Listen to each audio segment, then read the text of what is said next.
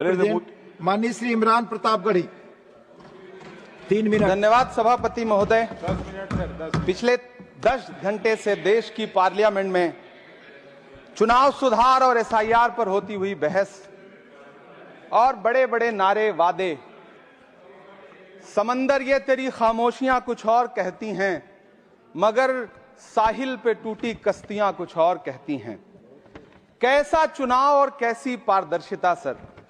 जब बिहार में ऐन चुनाव के पहले महिलाओं के खाते में 10-10 हजार रुपए डाल के वोट खरीदा जाए और चुनाव आयोग चुपचाप तमाशा देखे, तो कैसा चुनाव सुधार और कैसी बहस।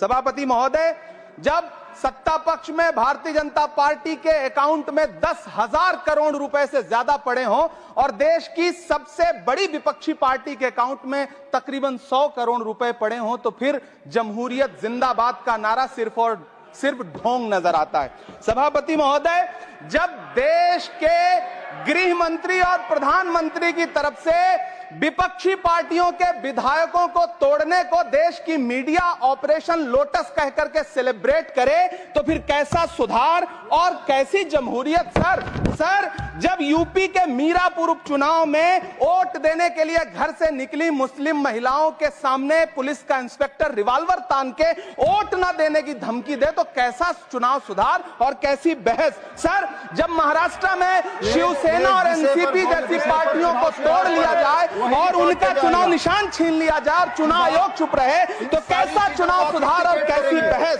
सर। मैं ये तो नहीं कहता, सर विल ऑथेंटिकेट, मैं विल ऑथेंटिकेट सर, मैं ये नहीं कहता कि चुनाव आयोग धृतराष्ट्र हो गया है, लेकिन चुनाव आयोग ने गंधारी की तरह अपनी आंखों पे पट्टियां जरूर बांध ली हैं। सभापति महोदय, मैं तो ये जानना चाहता हूं कि आपको बताया था बहस सर मैं ऑथेंटिकेट करूंगा सर, मेरा टाइम बहुत थोड़ा है। नहीं, आप टाइम थोड़ा है तो विषय पर बोलिए सर। विषय पे सर, चुनाव सुधार पे बात कर रहा हूं चुनाव सुधार सर। बोलिए।